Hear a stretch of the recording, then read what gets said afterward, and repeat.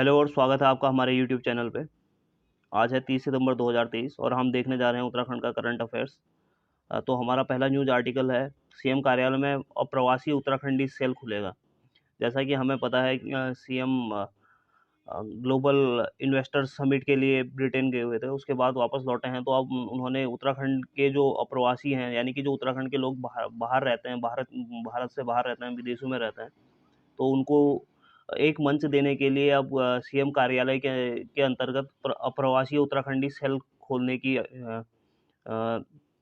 प्रक्रिया स्टार्ट की है।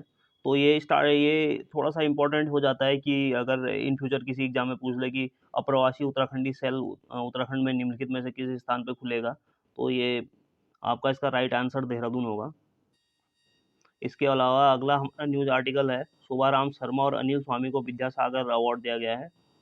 तो जो राम शर्मा जी साहित्यकार हैं, और अनिल स्वामी जी जो सामाजिक क्षेत्र से जुड़े हुए हैं, तो उन्हें 2023 का विद्यासागर नौटियाल स्मृति पुरस्कार दिया गया है। और ये स्मृति पुरस्कार सेव हिमालय मूवमेंट और संवेदना की ओर से दिया जाता है। तो इसके अलावा हमारा अगला न्यूज आर्टिकल है, वन एवं पर्यावरण मंत्रालय की ईसी के अध्यक्ष बने डॉक्टर नेगी।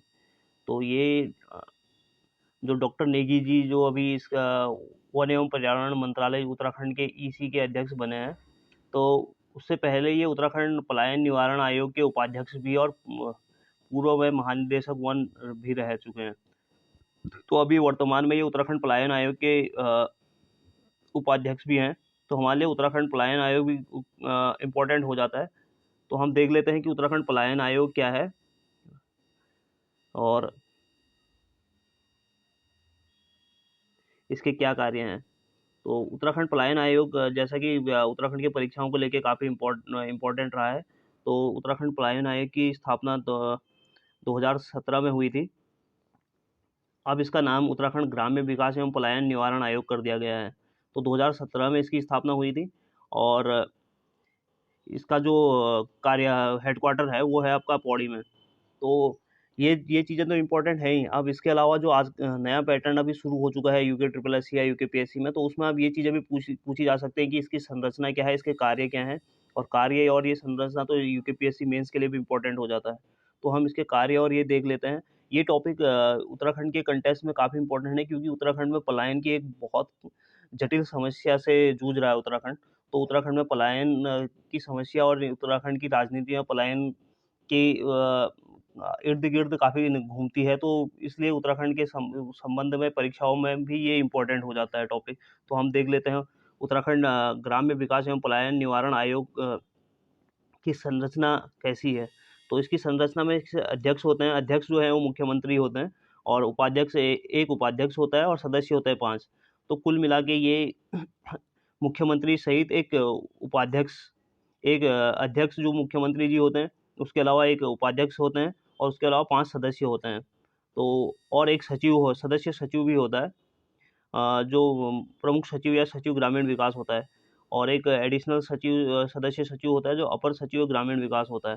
तो वर्तमान में हम देख लेते हैं, ये मैंने पलायन आयोग की वेबसाइट से ही ये नाम लिए हुए हैं।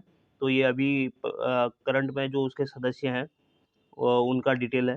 जो डॉक्टर एस नेगी हैं, उपाध्यक्ष हैं इस पलायन आयोग के। और इसके अलावा 5 सदस्य जो हैं, राम प्रकाश पैन्यूली, श्री सुरेश सुयाल, दिनेश रावत घिडियाल, अनिल सिंह शाही और श्रीमती रंजना रावत, ये उसके पलायन आयोग के बाकी 5 सदस्य हैं।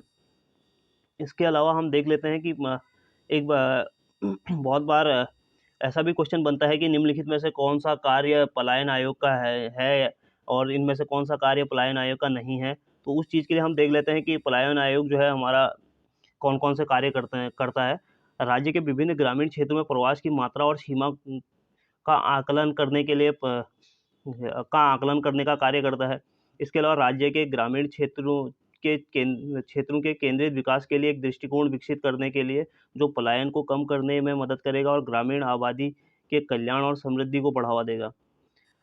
सरकार को जमीनी स्तर पर बहुक्षेत्रीय विकास पर सलाह देने के लिए जो जिला एवं राज्य स्तरों पर एकत्रित होगा। राज्य की आबादी के उन वर्गों पर सिफारिशें प्रस्तुत करना जो आर्थिक प्रगति से पर्याप्त रूप से लाभान्वित नहीं होने के जोखिम में हैं। उन क्षेत्रों में केंद्रित पहलों की सिफारिश करना और उन पर निगरानी रखना जो ग्रामीण क्षेत्रों में बहुक्षेत्रीय विकास में मदद करेंगे और इस तरह पलायन की समस्या को कम करने में मदद करेंगे। राज्य सरकार द्वारा उसे सौंपे गए किसी अन्य मामले में सिफारिश प्रस्तुत करना।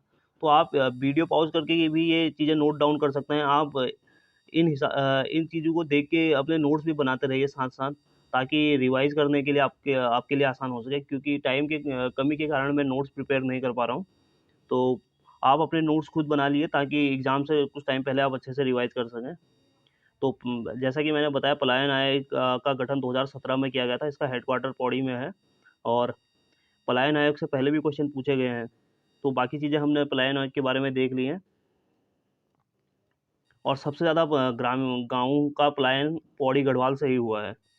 तो ये भी एक क्वेश्चन एक बार पूछा गया था कि सबसे ज़्यादा किस ज़िले के गाँवों का पलायन हुआ है, तो ये पौड़ी गढ़वाल उसका राइट आंसर है। उसके बाद अल्मोड़ा है। तो अगला न्यूज़ आर्टिकल हमारा है, शहीद सैनिक स्कूल की एनएसएस कार्यक्रम के अधिकारी रेणु बिष्ट को राष्ट्रपति पुरस्कार दिया गया है। तो यहाँ पे ये देख लेना है कि शहीद सैनिक स्कूल जो नैनीताल वाला है, इसके एनएसएस कार्यक्रम की अधिकारी रेणु बिष्ट जी को राष्ट्रपति पुरस्कार दिया गया है। तो ये छोटा सा न्यूज़ आर्टिकल है, इतना ही इसमें इम्पोर्टेंट है। उसके अलावा केदारनाथ में तर्पण का विशेष महत्व। तो ये एक केदारनाथ के रिलेटेड एक आर्टिकल आया हुआ है। तो इसमें ज़्यादा कुछ इम्पोर्टेंट नहीं है। इसमें एक इम्पोर्टेंट है कि हंस कुंड जो है वो केदारनाथ के पास स्थित है। तो अगर किसी परीक्षा में पूछा गया तो हंस कुंड कहाँ है, तो हंस कुंड केदारनाथ रुद्रप्रयाग में है। इसका राइट आंसर हो जाएगा। उसके अलावा खेल पुरस्कारों को लेके आवेदन करने की जो तिथि है वो 16 अक्टूबर है। तो उसके अलावा हम देख लेते हैं कि ये तो हमारे लिए इम्पोर्टेंट नहीं है। ये देख लेते हैं कि उत्तराखंड में खेल पुरस्कारों में क्या-क्या है और क्या-क्या इसमें सम्मान दिया जाता है। क्योंकि जैसा पैटर्न चेंज हो रहा है, तो ऐसा आ सकता है स्टेटमेंट वाइज़ क्वेश्चन में कि उत्तराखंड खेल रत्न पुरस्कार में ये सर्वोच्च खेल पुरस्कार उत्तराखंड राज्य का सर्वोच्च खेल पुरस्कार है। इसके अंतर्गत इतनी धनराशि दी जाती है।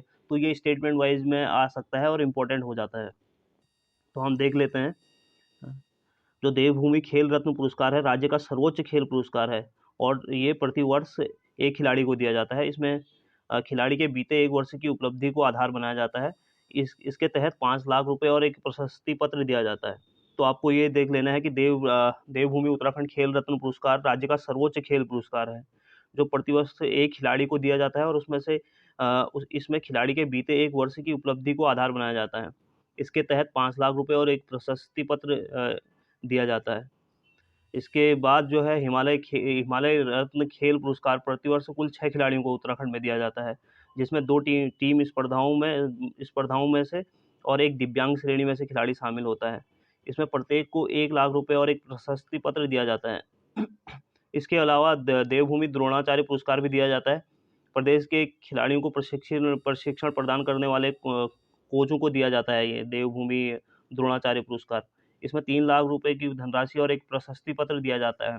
इस पुरस्कार को भी 2 श्रेणियों में दिया जाता है। प्रथम श्रेणी में प्रशिक्षक द्वारा प्रशिक्षण प्राप्त खिलाड़ियों के 3 साल के प्रदर्शन और दूसरी श्रेणी में लाइफ टाइम अचीवमेंट अवार्ड के रूप में दिया जाता है।